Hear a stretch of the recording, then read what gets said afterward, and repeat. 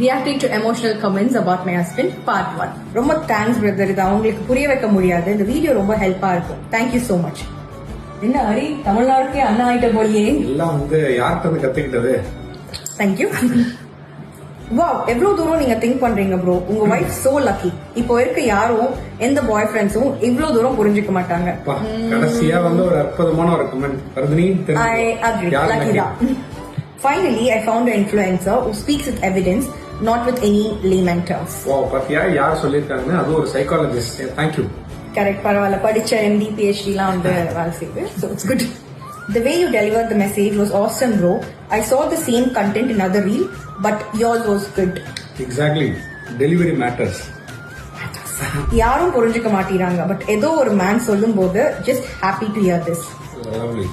உங்க மேன புரிஞ்சுப்பாங்க. Communicate and be consistent. You'll get it. So remember, you're building a life together. So நிறைய communicate பண்ணுங்க, சண்டை போடுங்க, நிறைய லவ் பண்ணுங்க, but never give up on each other. Never.